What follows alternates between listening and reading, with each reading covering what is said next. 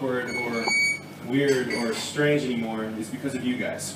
देखिए, लेकिन इसके पीछे एक कारण है कि क्यों अब सब कुछ अजीब नहीं लग रहा है, उसके पीछे आप लोग हैं.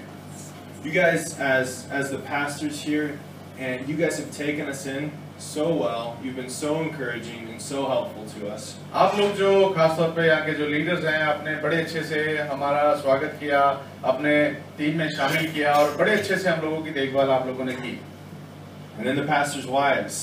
You guys have been nothing but a blessing to the group and the girls. They've loved you guys. They've had so much fun with you. So thank you so much for taking them in as well. और आप जो पासवानों की पत्नियां हैं, आपका भी बहुत बहुत धन्यवाद. हमारे समूह के साथ आप लोगों ने बड़ा अच्छा समय बिताया. खास तौर पर लड़कियां आपसे बहुत आशीषित हुई हैं. आप उनके लिए आशीष रही हैं. Then we've also got our interns. These guys that have been so awesome. Didn't know them at all, but heard they were spending almost the entire time with us. They've been such a blessing. और फिर हमारे जो interns हैं, उनके साथ भी बड़ा अच्छा समय हमारा रहा. और शुरू में बिल्कुल नहीं जानते थे, लेकिन पूरा एक हफ्ता लगभग सारा दिन इनके साथ बिताया, तो बड़ा अच्छा टाइम बीता. Then there's the rest of you guys who came out from the church to come and just hang with us, to support us, to be there to watch us, make sure we were okay, make sure we weren't saying the wrong thing, or just to be there and encourage us. आप में से फिर church में से भी जो लोग बीच में हमारे साथ आते रहे, हमारे साथ रहे, ये ध्यान रखा कि हम सब लोग ठीक ठाक रहें, सब कुछ ठीक रहे. बहुत बहुत धन्यवाद आप लोगों का भी. And as I know I'm forgetting people, like Viman had said, the church just as a whole, you guys have been there praying for us. You've been there before we got here, and even throughout the whole trip, no matter how hard or easy things were for us. जैसे विमान ने कहा कि शायद मैं किसी का नाम भूल जाऊं तो बुरा मत मानिएगा, लेकिन आप पूरा चर्च मिलके हम सब के साथ रहे हैं. यहाँ तक कि हमारे यहाँ पर आने से पहले भी आप हमारे साथ थे. आप लोग हमारे लिए प्रार्थना करते आए, बीच में भी प्रार्थना करते रहे और साथ भी रहे हमारे.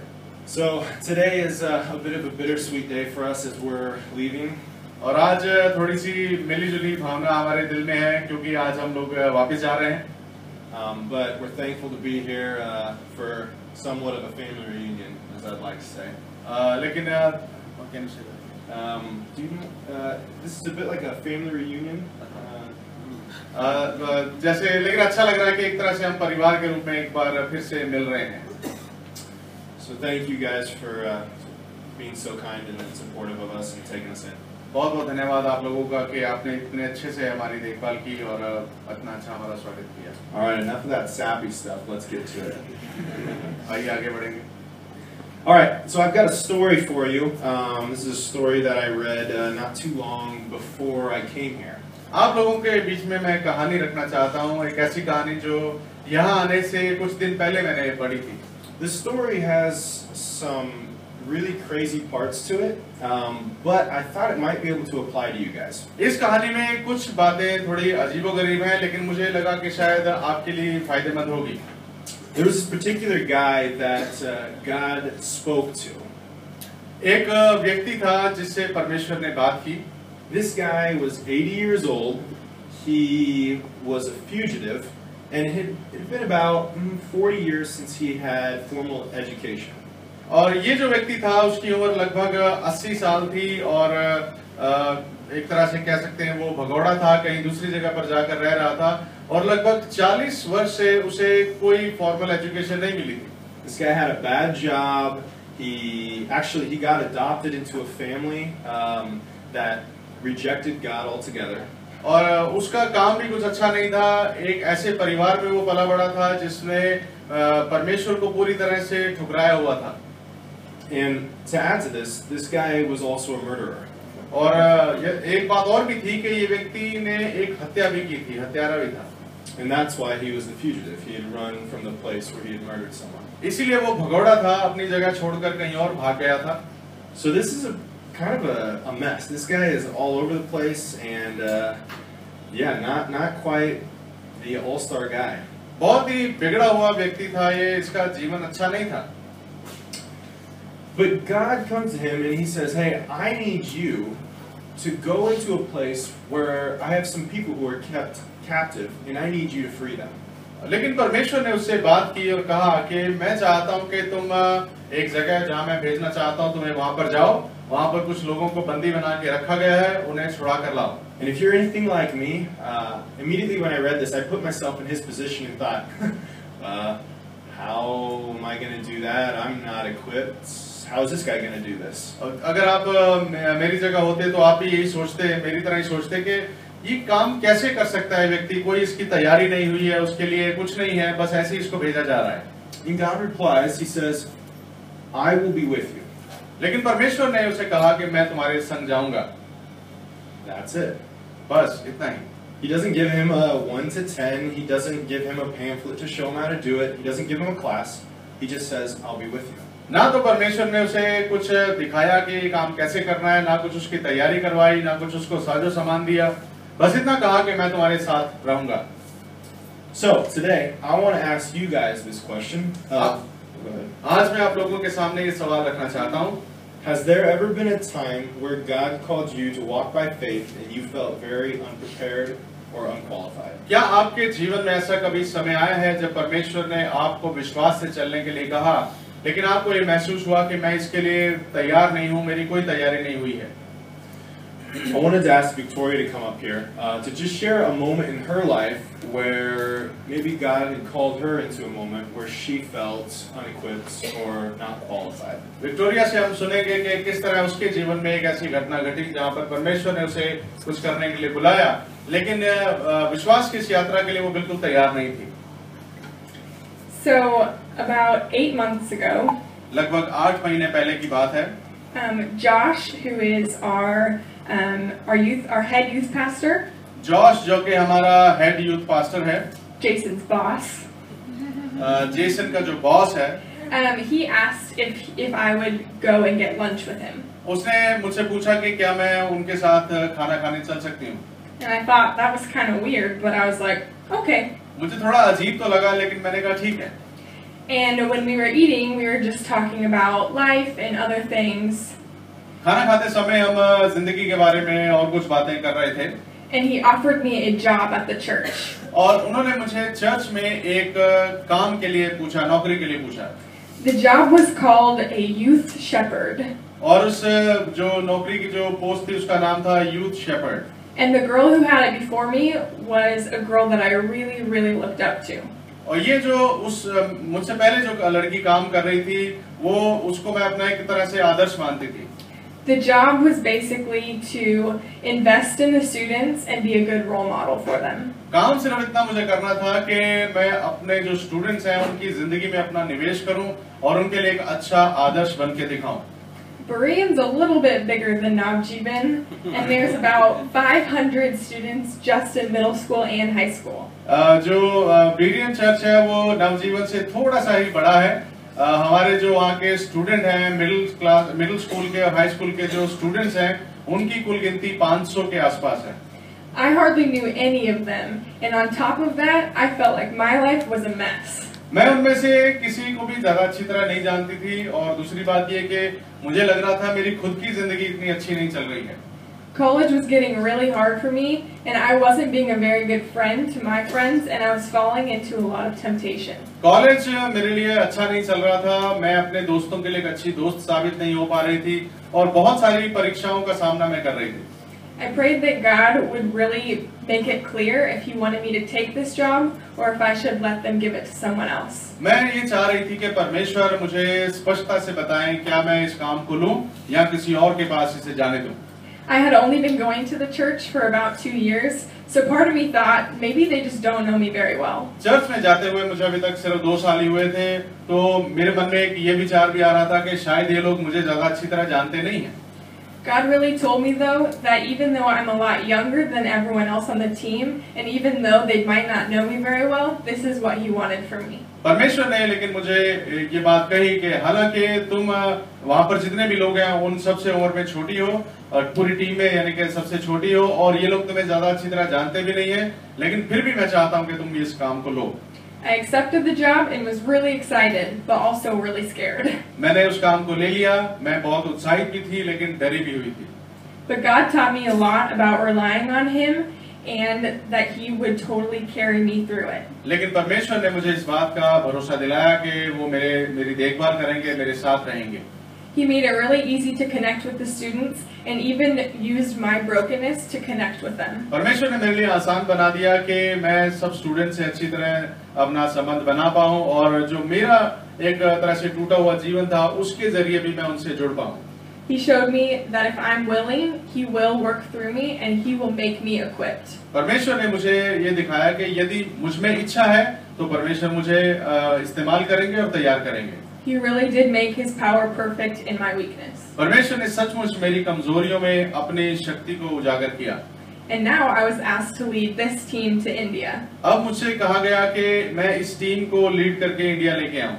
And He is continuing to provide and bless me in this job. परमेश्वर ने इस काम में भी मेरी पूरी तरह से सहायता की है, मेरा सहयोग किया है. Thank you, Victoria. धन्यवाद Victoria. I wanted to have her come up here because sometimes I think when you hear pastors speak, say, "Oh, it's just the pastor. He's the only one that needs to take the big steps of faith." मैं इसलिए Victoria को सामने बुलाया क्योंकि कई बार हमारे मन में आता है कि जैसे पास्टर ही है जिनको परमेश्वर बड़े-बड़े कदम उठाने के लिए बोलता है, ये तो पास्टरों का काम है तो वो कर सकते हैं. But maybe God is calling you, even today, even right now, to take some steps of faith where in areas that you feel unequipped or maybe unprepared. लेकिन मैं आप लोगों के सामने चुनौती रखना चाहता हूं कि क्या कहीं परमेश्वर आपको तो नहीं बुला रहा है कि कोई विश्वास का आप कदम उठाएं और उसमें आप आगे बढ़ें, चाहे आप उसके लिए तैयार ना भी हों.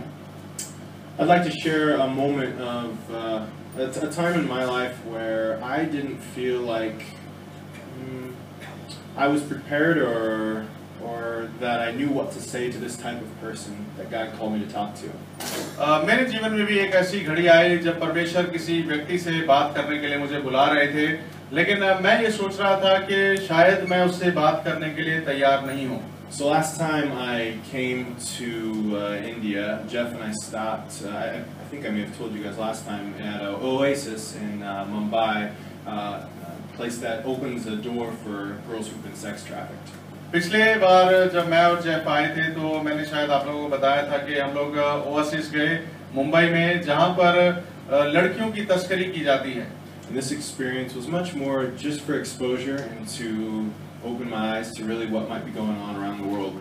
ये हमारे लिए एक तरह से जानकारी इकट्ठा करने का समय था कि दुनिया भर में हो क्या रहा है. While we were there, they actually brought me up into one of the brothels to go and pray for the girls. एक जब हम लोग वहां पर गए थे तो वहां पर एक जगह हमें ले जाया गया जहां पर लड़कियों से एक तरह से कह सकते हैं धंधा करवाया जाता है कि वहां पर मैं जाकर लड़कियों के लिए प्रार्थना कर सकूं. I remember when I walked in there, I saw the pimps that were there, and I just had a hate for them. वहां पर जब मैं गया तो मैंने वहां पर दलालों को देखा तो मेरे मन में उनके लिए नफरत सी जाग उठी. I looked at them and there really wasn't any love in my heart for them, and I just couldn't understand why anybody would ever do anything like that. जब मैं उनको देख रहा था तो उनके लिए मेरे दिल में जरा भी प्यार नहीं था और ऐसे विचार आ रहे थे कि कोई व्यक्ति ऐसा काम कर कैसे सकता है. But after the experience, when I went home, I think one of the things that God put on my heart was that God loves him just as much as he loves me. लेकिन घर जाने के बाद परमेश्वर ने एक बात मेरे दिल में डाली कि परमेश्वर जितना प्यार मुझसे करते हैं उतना ही प्यार उन दलालों से भी करते हैं. And so I continue to pray that God would open up my heart to see them as somebody that God loves, and that through that perhaps God would allow me to love someone like that. मैंने परमेश्वर से प्रार्थना की कि प्रभु मेरे दिल में काम करे और उन लोगों के लिए प्यार जगाएं और ऐसा कोई मौका दें कि मैं परमेश्वर का प्यार उनके लिए दर्शा सकूं.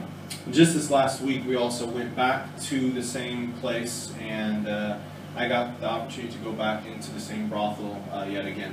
यहाँ पर आने से पहले जब हम मुंबई में थे, इस बार जब हम आए हैं, तब मुझे फिर से उसी जगह पर दोबारा जाने का मौका मिला. And as soon as I walked in the door, who was there but a pimp that was sitting there looking at me. और जैसे ही मैं उस जगह पर गया, वहाँ पर मुझे वही दलाल बैठा हुआ दिखाई दिया जिसे मैं पिछली बार भी मैंने देखा था. He must have thought that I had seen a ghost, because I think when I stopped, I looked at him and I just stared at him for a while because all these thoughts and emotions were going through my head. और मुझे ऐसा लगा उसको देखकर के जैसे मैंने कोई प्रेत देख लिया हो. उसकी आंखों में आंखें डालते ही मैं थोड़ी देर तक उसको देखता रहा. समझ में नहीं आ रहा था कि अब मेरे मन में क्या विचार आएंगे. I didn't know what to say to him. And so the first thing I said to him was, "What's your purpose in life?" मुझे बिल्कुल समझ में नहीं आ रहा था मैं उससे क्या बात करूं, कैसे करूं। तो पहली बात मैंने उससे पूछी कि तुम्हारी जिंदगी में मकसद क्या है, तुम्हारे जीने का मकसद क्या है। And then I think he gave me the same look back, where he just looked at me and looked, and I was like, and he goes, "Come with me." उसने मेरी तरफ भी उसी तरह अजीब निगाहों से देखा और मुझे कहने लगा, मेरे साथ आओ। So he took me back into this separate room, and we sat down there. And after about 30 minutes of talking, I actually got to share the gospel with him. और वो मुझे कमरे में ले गया, वहाँ पर लगभग आधा घंटा मेरी उससे बातचीत हुई और आधे घंटे के बाद मुझे उसे सुसमाचार सुनाने का मौका मिला। And he began to ask about purpose in life and what that meant. And I got to share how having a life that with Jesus in your life is a life that has purpose. और उसने मुझसे पूछा जिंदगी जीने का मकसद, ये मकसद क्या होता है। तब मैंने उसे बताना शुरू किया कि किस तरह प्रभु यीशु मसीह के आने पर हमारी जिंदगी में एक जीने का मकसद आ जाता है। And the translator that I was with had worked at Oasis, and she asked him, if we would give you a job, would you leave and stop being a pimp? और जो हमारे साथ ट्रांसलेशन के लिए लड़की गई थी, उसने उस दलाल से पूछा कि अगर हम तुम्हें कोई नौकरी दें तो क्या तुम ये दलाली छोड़ दोगे? And at that point he said yes, and said that he wanted to stop doing this. And as far as I know, he said that he was going to stop that day and leave the industry. और उसने कहा कि अगर मुझे कोई अच्छी नौकरी मिल जाती है तो मैं आज ही ये अपना दलाली का जो काम है बंद कर दूंगा। You look at that story and you think, wow, how on earth did that happen? आप इस कहानी के बारे में सोचकर शायद आपके मन में विचार आए कि ये कैसे हो सकता है। And I'd say it wasn't me. It was certainly that God came through in a moment of faith. मैं कह सकता हूँ कि मेरी बातें सुनकर उसे उसका दिल नहीं बदला, बल्कि उस समय विश्वास का जो वो घड़ी थी उसमें परमेश्वर ने काम किया। There's a quote that I recently read, and it says, "We overcome our feelings of weakness by actions of faith." एक कोट मैंने पढ़ा जिसमें इस तरह से लिखा था कि अपने विश्वास का कदम उठाने के द्वारा हम अपनी कमजोरियों पर जयवंत हो जाते हैं। I want to read that one more time. We overcome our feelings of weakness by actions of faith. मैं एक बार फिर से इसे बोलना चाहूंगा कि अपने विश्वास के कामों के द्वारा हम अपनी कमजोरियों की भावनाओं के ऊपर विजयी हो पाते हैं। So I want to go back to that story that I was talking about at the beginning, the story of the 80-year-old fugitive. उसी कहानी पर मैं वापस आऊंगा, 80 साल के भगोड़े के कहानी के ऊपर। I may have modernized the story just a little bit to get your attention. आपका ध्यान खींचने के लिए हो सकता है मैंने उसमें थोड़ा सा उसको मॉडर्नाइज करने की कोशिश की है। But maybe some of you guys caught on and knew that I was talking about Moses. लेकिन आप लोग शायद कुछ लोग समझ पाए होंगे कि मैं दरअसल मूसा की बात कर रहा था। So if you have a Bible, go ahead and turn with me to Exodus 3. We'll go 1 through 12. आप मेरे साथ निर्गमन की पुस्तक उसका 3रा अध्याय निकालिए, उसका 1 से 12 पद हम पढ़ेंगे।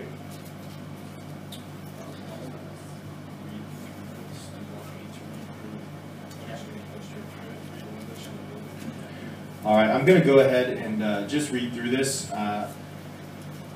This was at this point, Moses had fled.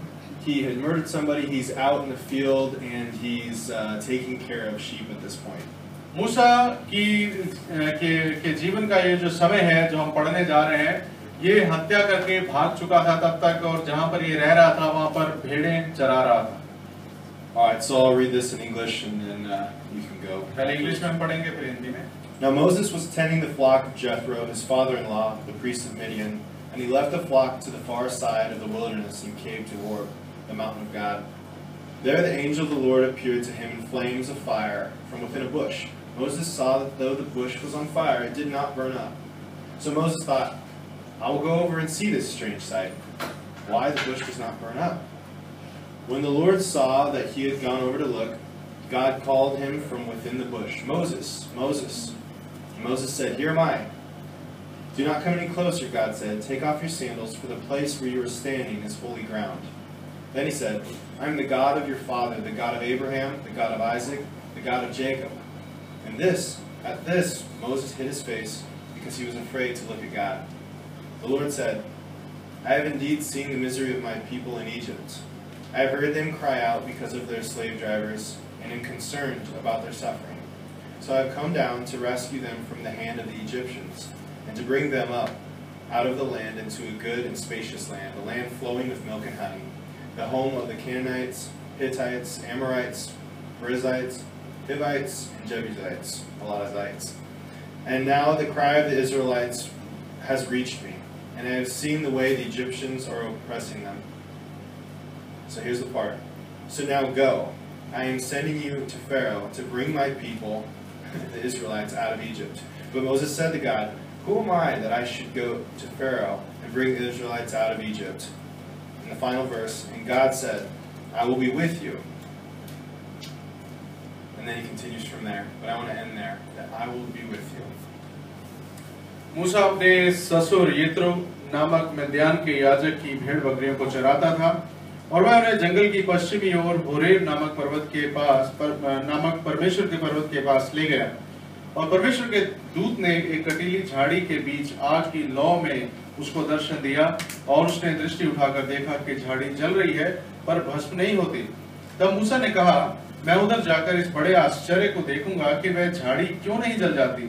जब यहोवा ने देखा कि मूसा देखने को मुड़ा चला आता है, तब परमेश्वर ने झाड़ी के बीच से उसको पुकारा, हे मूसा, हे मूसा। मूसा ने कहा, क्या आज्ञा? उसने कहा, इधर पास मत आ और अपने पांव से जूतियों को उतार दे, क्योंकि जिस स्थान पर तू खड़ा है वह पवित्र भूमि है। फिर उसने कहा, मैं तेरे पिता का परमेश्वर और अब्राहम का परमेश्वर और इसहाक का परमेश्वर और याकूब का परमेश्वर हूँ। तब मूसा ने, जो परमेश्वर की ओर देखने से डरता था, अपना मुंह ढांप लिया। फिर यहोवा ने कहा, मैंने अपनी प्रजा के लोग जो मिस्र में हैं उनके दुख को निश्चय देखा है, और उनकी जो चिल्लाहट परिश्रम करने वालों के कारण होती है उसको भी मैंने सुना है, और उनकी पीड़ा पर मैंने चित्त लगाया है। इसलिए अब मैं उतर आया हूँ कि उन्हें मिस्रियों के वश से छुड़ाऊं, और उस देश से निकाल कर एक अच्छे और बड़े देश में, जिसमें दूध और मधु की धाराएं बहती हैं, अर्थात कनानी, हित्ती, एमोरी, परिज्जी, हिब्बी और यबूसी लोगों के स्थान में पहुंचाऊं। इसलिए अब सुन, इजराइलियों की चिल्लाहट मुझे सुन पड़ी है, और मिस्रियों का उन पर अंधेर करना भी मुझे दिखाई पड़ा है। इसलिए आ, मैं तुझे फिरौन के पास भेजता हूँ कि तू मेरी इजरायली प्रजा को मिस्र में से निकाल लाए। परंतु मूसा ने परमेश्वर से कहा, मैं कौन हूँ जो फिरौन के पास जाऊं और इजरायलियों को मिस्र से निकाल ले आऊं? उसने कहा, निश्चय मैं तेरे संग रहूंगा। Thank you. This story is remarkable to me because I look at it and it almost makes me laugh at how much Moses didn't know. और ये कहानी देखिए, मुझे जब मैं इसको देखता हूँ तो थोड़ी सी मुझे हंसी आती है कि क्यों मूसा ऐसा कर रहा था कि उसे कुछ भी मालूम नहीं है। Like God's not just asking him to share the gospel with 20 people. He's literally asking him to lead people out of bondage, out of a place where he's a fugitive. यहाँ पर परमेश्वर मूसा से ऐसा नहीं कह रहे कि जाकर 15-20 लोगों को खुशखबरी सुनानी है, बल्कि पूरे के पूरे देश को गुलामी में से निकाल कर लेकर आना है, उसी देश में से जिसमें से मूसा जान बचाकर भागा था। So I think something we can take from this immediately is that God asks us to walk by faith, and He doesn't always give us the steps along the way. एक बात हम तुरंत यहाँ पर ये सीख सकते हैं कि परमेश्वर अपेक्षा करते हैं कि हम विश्वास से चलें, लेकिन वो सारे कदम हमें एक साथ नहीं दिखा देते। Let me give you a few more stories to bring this to life. और इसे अपने थोड़ा सा और अच्छा दिखने के लिए मैं कुछ और कहानियां भी सुनाता हूँ। Imagine for a minute if today God came down and spoke with Biman. कल्पना कीजिए कि परमेश्वर नीचे उतर आए और बीमानदार से बात करें। He said, Biman, what I need you to do is build a tower that is 700 feet tall, and this might take several years for you to do, but in the middle of Calcutta. और हो सकता है परमेश्वर आके कहे, बीमान, मैं चाहता हूं कि कलकत्ता के बीचों बीच में तुम 700 फीट ऊंचा एक टावर बनाओ, चाहे उसमें जितने भी बनाने में जितना भी समय लगे। And you're like, huh? Okay, so why God? और आप हैरान हो रहे हैं, पूछ रहे हैं कि क्यों बनाना है जी? And he says, because I'm about to send a giant snowstorm over this place and fill snow 680 feet into the air. और परमेश्वर कहे कि मैं इसलिए चाह रहा हूँ कि तुम ये ऊंचा सा टावर बनाओ क्योंकि मैं यहाँ पर एक बर्फीला तूफान लाने वाला हूँ और 680 फीट तक बर्फ जो है जमा हो जाएगी. Have any of you guys seen snow before? क्या आप में से किसी ने बर्फ देखी है पहले? हिम देखा, हिमपात? Okay. So immediately you'd be like, well, it doesn't snow here, right? और पहला विचार सुन के आता है कि यहाँ तो बर्फ नहीं पड़ती है. And 600 to 700 feet of snow, that doesn't happen. 600 से 700 फीट की बर्फ ऐसा तो हो ही नहीं सकता. And Biman says, well, and I've got my family to take care of, and I've got my church to take care of. People are going to think I'm crazy if I'm building a tower in the middle of town. और फिर विमान सोचेगा कि भाई मेरे परिवार की भी देखभाल करनी है, चर्च की देखभाल करनी है, और लोग क्या सोचेंगे मैं शहर के बीचों बीच टावर बनाना शुरू कर दूंगा तो. But how different is that than when God asked Noah to build an ark? लेकिन आप सोचिए कि ये कहानी उस कहानी से कितनी फर्क है जब परमेश्वर ने नूह को जहाज बनाने के लिए बोला था. He didn't necessarily give Noah all the steps, but he said, walk by faith and trust me. परमेश्वर ने नूह को सारे कदम एक साथ नहीं दिखा दिए, लेकिन इतना जरूर बोला कि विश्वास से चलो. They hadn't seen rain. It seemed crazy, but he had to walk by faith. वहां पर बारिश कभी नहीं हुई थी और बड़ा अजीब लग रहा था सुन के कि कोई जहाज बना रहा है, लेकिन फिर भी विश्वास से चलना पड़ा. Or maybe let's say that the American team and the Indian team, we get into a big fight with each other. कल्पना कीजिए कि जो अमेरिकी टीम है, गोरों की टीम और हमारी टीम है, इनमें आपस में झगड़ा हो गया, लड़ाई हो गई. And we're arguing things out, and it seems like we cannot come to a settlement. We just आपस में बहस हो रही है, एक दूसरे के साथ बहस करते जा रहे हैं और ऐसा लग रहा है कि किसी बात को लेके सहमति हो ही नहीं रही है. He's pointing fingers at me now. Okay.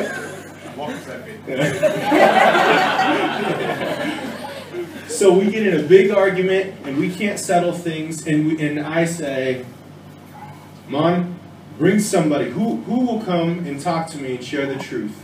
और बहस हो रही है, बात कहीं पर भी आगे जो है सहमति नहीं बन पा रही है, और फिर मैं इनसे कहता हूँ, जेसन अपने किसी बंदे को लाओ जो मुझसे सही तरीके से बात कर पाए. And everybody sits there and thinks, whoa, if Mom can't do it, who's going to do it? और सब लोग बैठ के सोच रहे हैं कि अगर जेसन मामला नहीं सुलझा पा रहा है तो कौन सुलझाएगा. And then Stephen pops up. He says, I'll do it. और फिर अचानक से स्टीवन खड़ा होता है, गुडलू खड़ा होता है, कहता है कि जी मैं कर दूंगा. We'd all sit and say, Stephen, what are you thinking? और हम बैठ के सोच रहे हैं कि गुडलू तुम क्या बात कर रहे हो, तुम कैसे मसला सुलझाओगे. Certainly your father would be a better suit to talk with Jeson rather than you, right? और तुम्हारे पापा आके जेसन से बात करें तो अच्छा होगा, तुम कैसे बात करोगे. You're so little, you're so young, you don't know. तुम तो छोटे से बच्चे हो, तुमसे क्या होगा, तुम्हें तो कुछ नहीं मालूम. Again, how different is this story than David and Goliath? और ये कहानी मुझे बताइए कि दाऊद और गोलियत की कहानी से फर्क कैसे है. God is asking us to walk by faith, not by sight.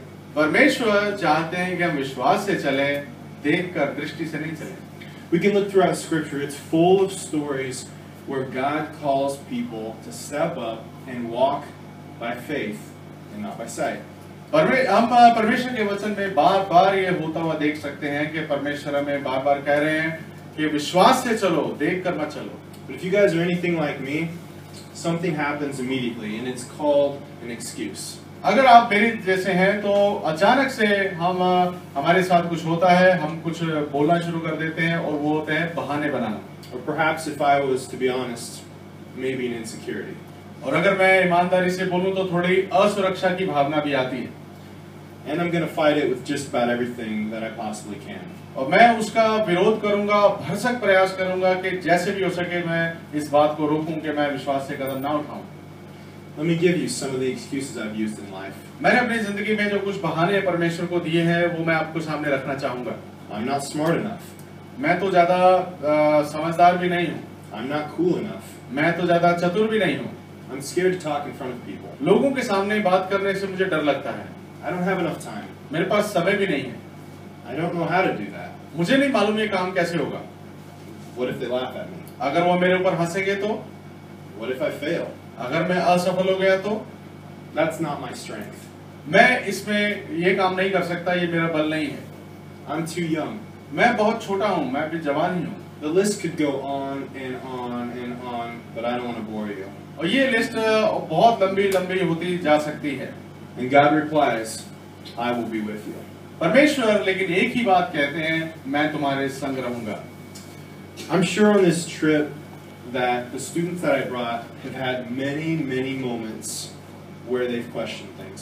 देखिए मेरा विश्वास है कि जितने स्टूडेंट्स मेरे साथ आए हैं इस ट्रिप में, ऐसे बार समय उनके पास आए होंगे जहां पर उनके मन में बहुत सारे सवाल उठे। I'm sure Satan has been trying to fill their minds with doubts and insecurities so that they don't walk by faith but just by their abilities. मुझे मालूम है कि शैतान बार उनके मन में ऐसे सवाल, ऐसे संदेह डाल रहा होगा जहां पर ये भावना में आई होगी कि वो विश्वास से ना चले बल्कि अपने बल के अनुसार वे चलें।